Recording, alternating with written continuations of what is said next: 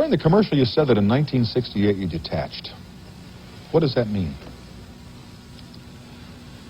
That means I finished this book, Wanderer in '63. I immediately thought I'd try to do a novel. And I began to work, as I was saying earlier, and I worked for 5 years, about as hard as I was able. I had $68,000 in advances from Doubleday. I did 2 complete 1,500-page manuscripts. For some reason, I didn't like them, and I kept drinking more and more heavily. Because I don't know how anybody else is, but I think one of the most fascinating things in the world is, for some of us, is the direct relationship between cigarettes and booze, in this case, and let's say, in my case, writing.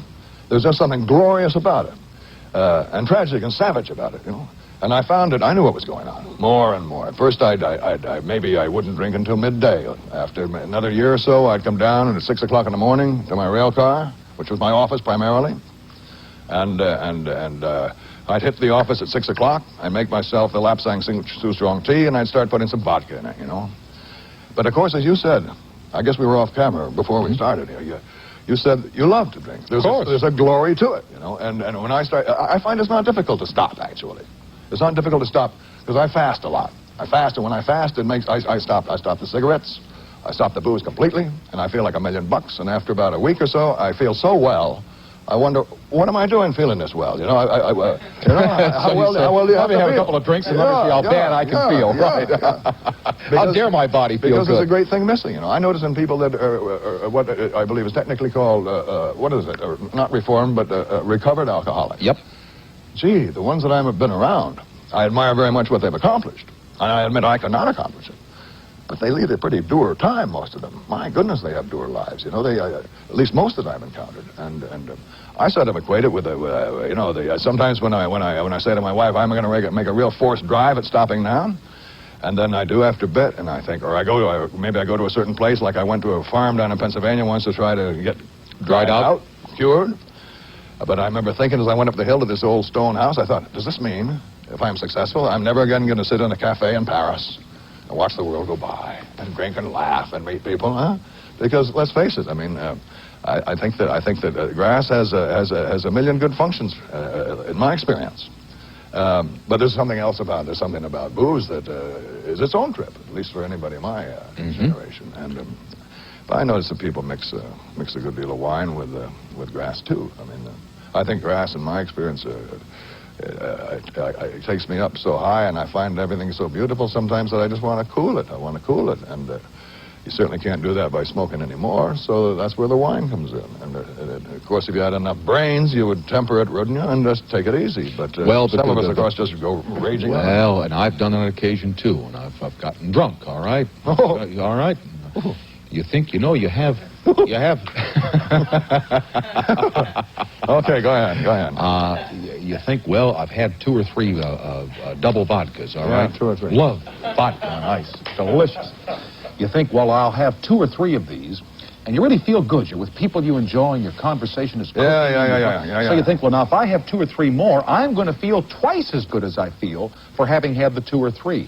And that's really an incorrect thing, because, as we both know, you start... Well, might we not agree right quickly away? I think, Mr. Hayden, you and I could find out a million things we probably would agree. I think we already have, haven't we? Yeah, the diabolical thing is that you're always more drunk than you know. Again, the thing that I found that is salutary about grass is that the way you feel is where you are, and there's nothing going to sneak up on you in 15 minutes and make you twice the way you are. You know what I mean? Which, of course, booze does, particularly if one drinks so hard that the body can't metabolize it. Right? Are we quite through with how you've detached? I'm sorry. Excuse me. No, because I interrupted you as well. No, I'm sorry. I got to this point where I literally couldn't go on with the work. And I walked into Doubleday, and the thing that did happen, to answer you directly, was that I discovered, at the age of 52, grass for the first time. How did you discover it? And a friend came by and said, Sterling, you know what you're doing? To my rail car. She was working as a welder. And I said, yeah, I'm drinking myself to death. And she said, what about grass? And I said, oh, no. I said, I'm on booze, and this is a booze book. I said, maybe one day, a couple of years from now, huh? But she said, well, one time she came by and she left a little clay pipe. I put it away for 3 months. one day I was really down, really desperate. Blue, baby, blue. And so something said to me, well, try this stuff. Give it a shot, right. So I took I did a funny thing. This will make us both laugh. Having had no experience with it, so I took my VW and I hid it somewhere. And I went back in the rail car, pulled all the curtains, locked the door, made a note to myself where the keys were, and started to smoke. Gee, just in case you go berserk, right? Yeah, this is true. I'll tell you one will make you laugh in a second. But go ahead. Finish it. Finish it up. All right. So, anyway, so I smoked for a couple of clay pipes full. And I thought, the thing that most everybody that we ever encounter thinks, nothing's happening. And I thought, okay, it's 4 o'clock. Time for the red wine. I get up. Again, still in the rail car. And I get on my feet. And suddenly something stops me. I think, I don't want to drink. And that really stunned me, may I say. It stunned me because for the first time in maybe 30 years of rather hard drinking, I don't feel like having a drink. And I sat back down, and I thought, well, okay. And then I thought, well, it so happened that Herb Cain was coming to dinner that night. Oh, the columnist. Yeah. Is he a nice man? A lovely man. I've never met that man. I've admired his work for a long time. I'd like to meet him. Beautiful man. Beautiful man. But he's very fast with the repartee. Would he be good to have on like this? Oh, he'd be marvelous. Maybe you and he could come on some night when we get back to the coast. We could talk about a lot of things. Yeah, but keep going. Oh, yeah. So Herb Cain's coming. So Herb's over. And I thought, well, can I handle the conversation? Just my wife, Kitty, Herb, and myself. Well, as it happened, it was fine. Okay. So let me go ahead now.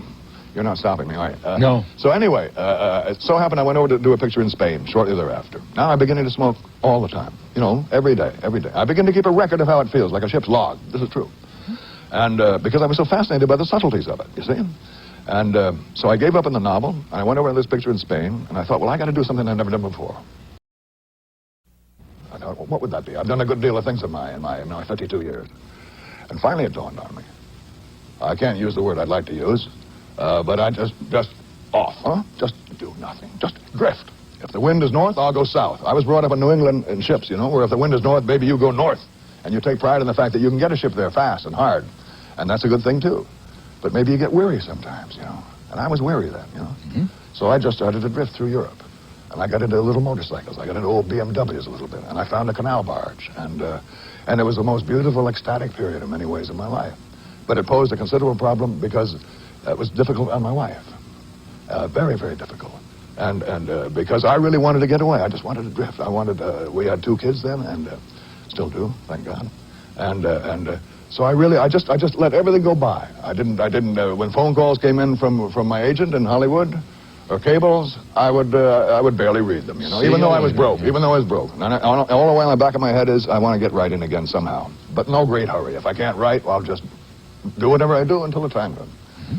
That's a lovely way to live in a way, you know. It appears to be selfish. But I happen to believe now, because I read a lot about all this, that we've got to try to be true to ourselves. I often say, there's a book do you know a book called Denial of Death by a man named Becker? No, do not know it. Go ahead. Should I get it? I wish you would. Yeah? I'll get it to you. In which his essential premise is one thing, and then I'll be quiet here, is we do not owe it.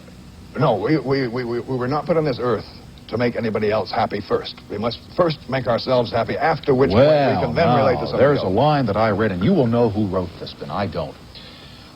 It has to do with how lovers part when there is a problem in a relationship, be it married or non-married.